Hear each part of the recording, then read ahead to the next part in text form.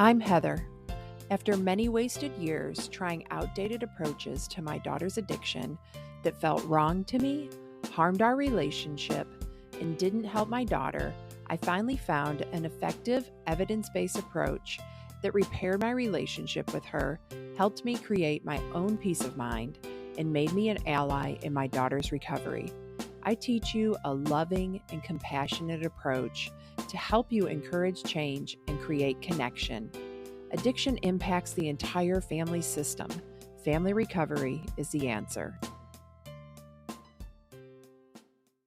This is my third attempt to record this podcast episode. Today is one of those days. And I want to talk about self-forgiveness. And hopefully everything I've said isn't going to jumble into my head because this has happened before. And then I couldn't remember what I said in which episode. But self-forgiveness has been a critical part of my healing journey through my daughter Helena's addiction and then through my loss of her. And I find myself talking to clients about them needing to forgive themselves as well quite often. And they always ask me, how? How do I forgive myself? So in this episode today, I'm going to give you the how. Certainly, there's other ways to do it, but I think this way that I'm going to offer you today is pretty universal. And if you take the time to apply it, it will work. So do yourself a kind favor and go through the steps that I'm going to share with you. But before I share those steps with you, I want to share that even though the Invitation to Change group has started, you can still join. So if you signed up and you are not coming to the meetings, but you would like to, then it's not too late. You can pick up right where we are and either read the curriculum in the book, or you can do it the next time around, because I'm going to start over again. And anybody who wants to, that's doing it now, can go through the Invitation to Change program again, or it will have new people in it. So anything that you missed, you can just catch the next time around. And we're having such great, deep, candid conversations in those meetings as we learn the Invitation to Change approach. And I love that, like, we're learning and supporting, that both things are happening at the same time in the meetings. I think that that's a beautiful combination. So I'm going to put a link for anybody who wants to sign up in the show notes. And if you already signed up and you haven't been coming to the meetings, then join us, because I think you'll really enjoy it. Back to self-forgiveness. So even though I've done, I don't know, I feel like it's something that I'm constantly working on, is forgiving myself. I've never really documented the process. So it's always hard for me to answer when people say how. And that's also partly because my healing journey, I think, is always evolving and unfolding. So I've used a lot of different processes at different times based on kind of the synchronicities or signs that I was seeing, what I was following, what I was led to do. So I had to really stop and do some soul searching about what to share as a process. But I came up with a 5-step process. And before I give you the steps, I just want to talk a little bit more about how important self-forgiveness is, because it's very freeing. It's a gift of self-healing that you can give to yourself. And that gift keeps on giving to everybody you love, because it frees you to expand into a deeper connection with yourself. And then when you have a deeper connection with yourself, you can have a deeper connection with everyone else in your life. Your relationship with yourself is your most critical relationship. And all your other relationships extend from that. So when you're right with yourself, it will help you be in a healthy, loving relationship with everyone. And another important part of that is your inner voice, your inner critic stems from how you feel about yourself. And that inner voice is the narrator of your life. It shapes your experience of everything. So, you want to do this work so you can have a kind, compassionate, loving relationship with yourself so that your inner voice reflects that. And most of the people that I've worked with need some kind of self forgiveness. And they also need to grieve the loss of what they expected their parenting experience to be like and who they thought they would be as parents. There's so much pain in there in that gap between expectations and realities that hasn't been identified as a loss.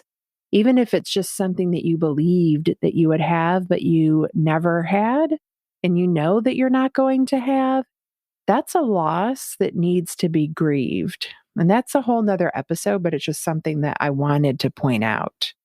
But self forgiveness is needed for your perceived shortcomings as a parent or mistakes that you think you made. That doesn't mean I'm saying that you've done anything wrong, but if you think that you've done something wrong, you're going to experience guilt, maybe shame, self blame. You're going to experience that no matter what anybody else says if you believe that about yourself. So, that you need to forgive yourself if you're feeling a lot of guilt or blaming yourself for everything. And blame comes from the belief that somebody or something has to be at fault, that everything is either right or wrong, that everything is black or white, one size fits all, rather than allowing there to be gray area, right? Because humans in life are just really damn complicated and messy. Blame keeps us stuck in the problem. And what I've observed within myself about blame is I don't blame Helena for a lot of things. I've not blamed her for her passing, or I haven't blamed her or been mad at her for using that night. I think it's because I don't see her substance use as right or wrong. It's a gray area. I haven't had the need to find fault or blame her for a really long time, years. Her substance use is in that really damn complicated human experience category for me. But I don't give myself quite so much grace, and that's something that I'm working on.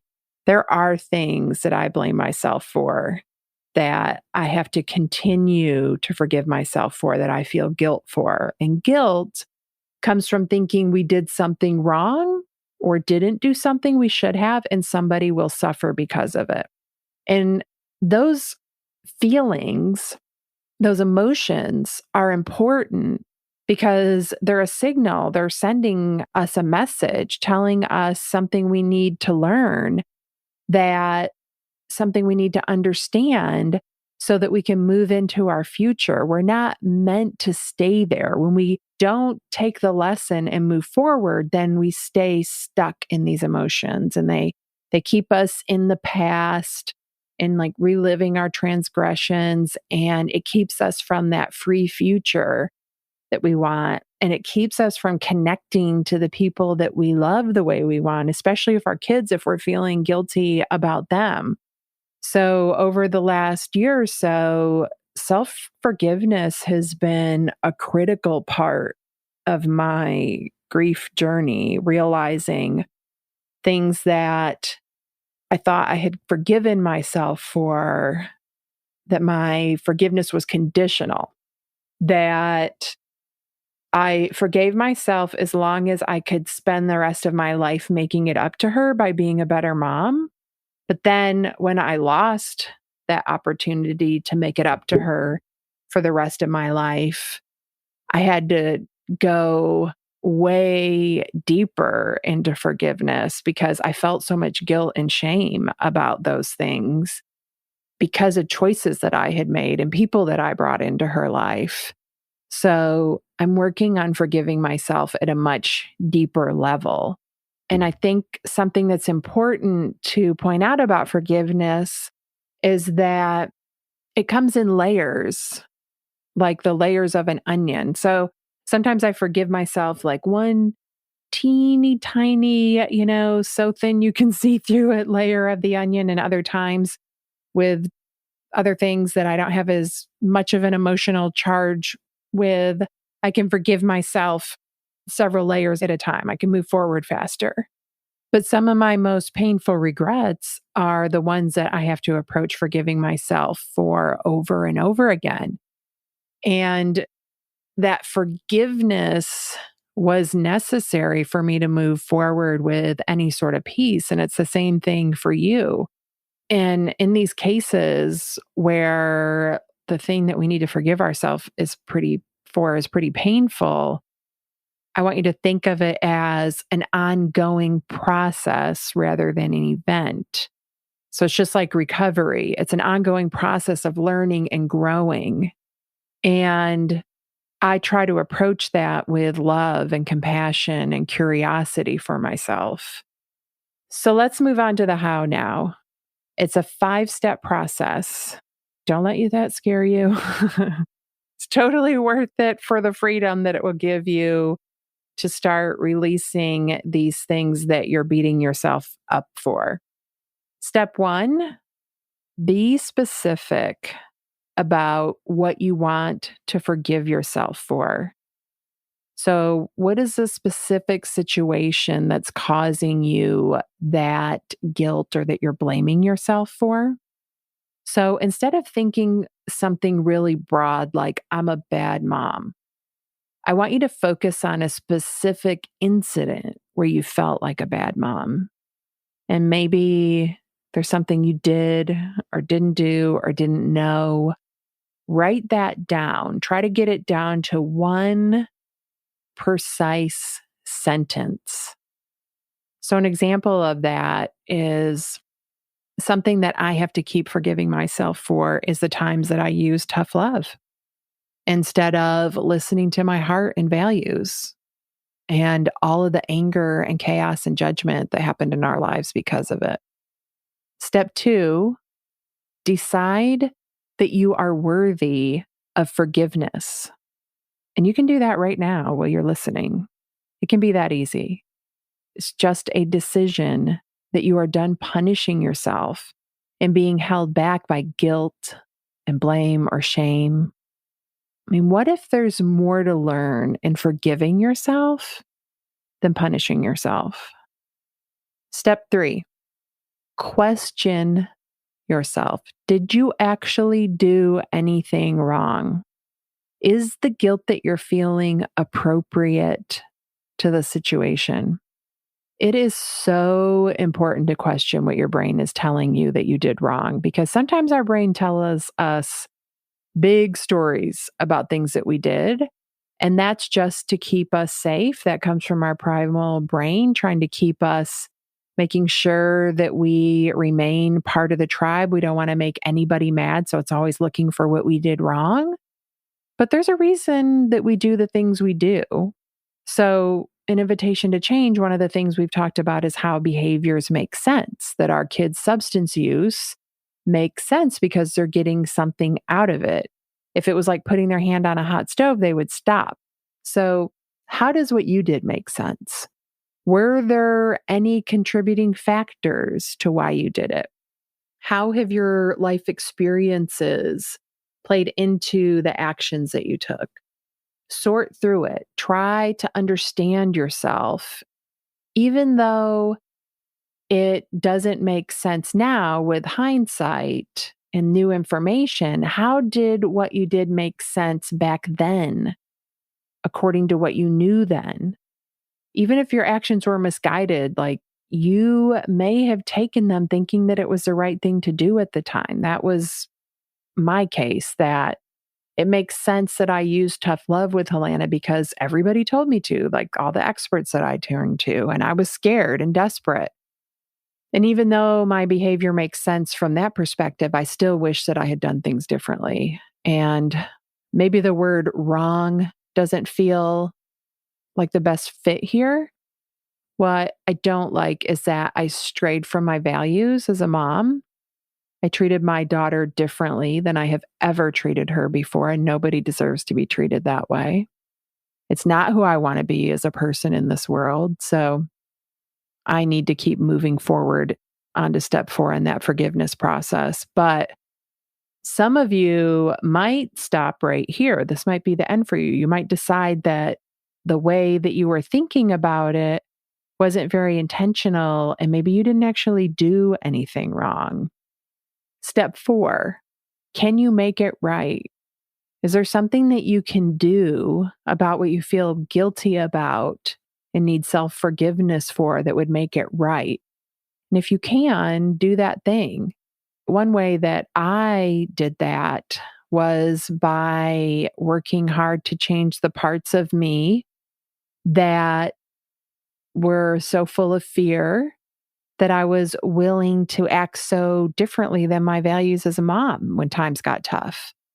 I told Helena that I was sorry, and then I showed her over and over again that I had changed and that she could depend on me to be predictable and that she could trust that when times got hard again, I would continue to check in with my values and that she knew she could always count on me.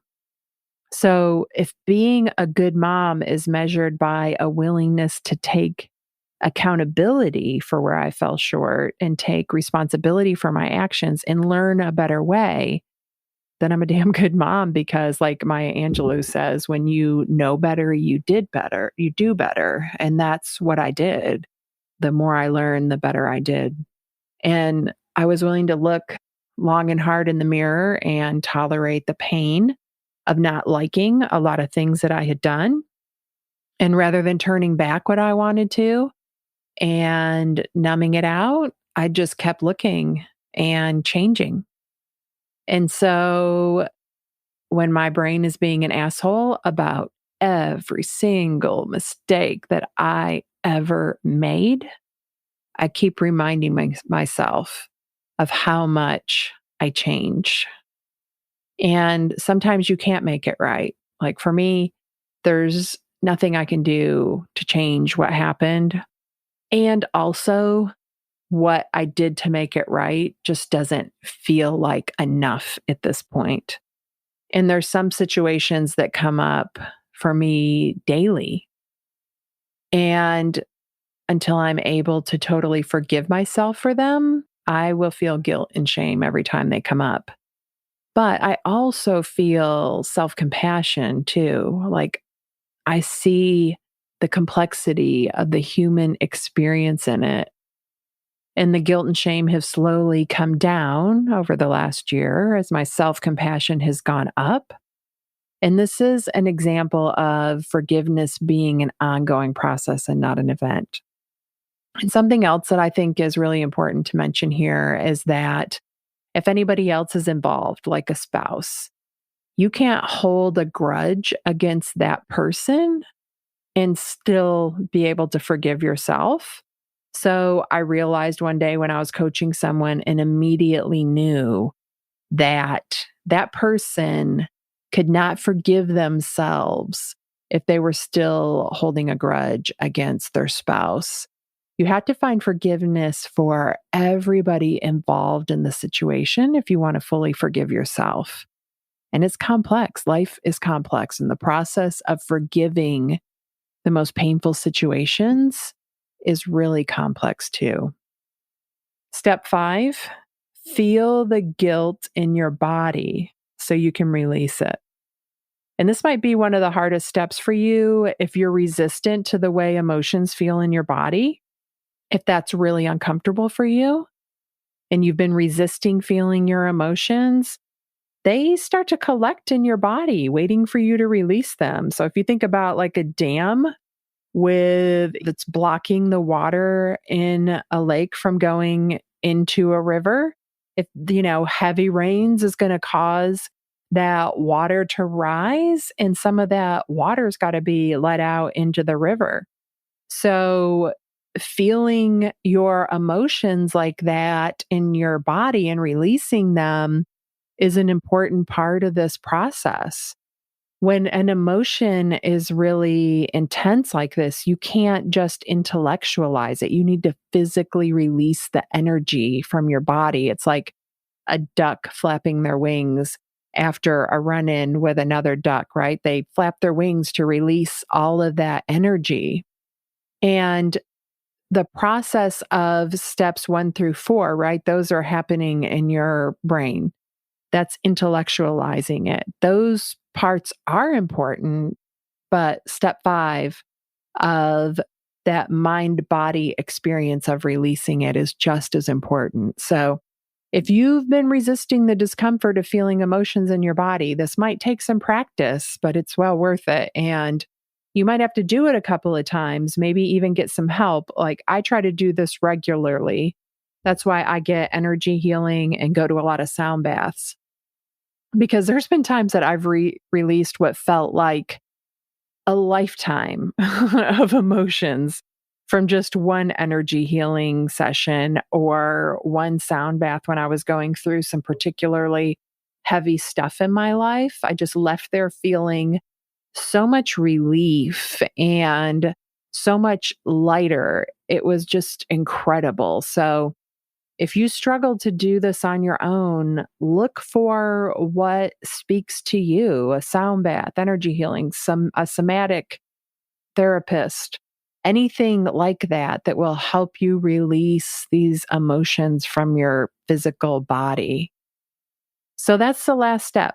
I'm just going to recap now. Step 1, be specific about what you want to forgive yourself for. Put it in one sentence. Step 2, decide that you are worthy of forgiveness. Step 3, don't just believe your thoughts, question them. Decide if you really did anything wrong. Step 4, make it right if you can. Step 5, feel the guilt in your body so you can release it. Okay, that's it for today. One last thing though, if this podcast has helped you, please make sure you subscribe and leave a review on iTunes. Reviews help me reach more parents that need this podcast, and it would really mean a lot to me if you did that. So thank you. Thank you for listening to this episode. If you want to learn more about my work, go to heatherrosscoaching.com. If you want to help other parents who are struggling with a child's addiction, you can do it 2 different ways. First, you can share the podcast with them directly, or you can share it on your social media. Second, you can leave a review. Talk to you next week.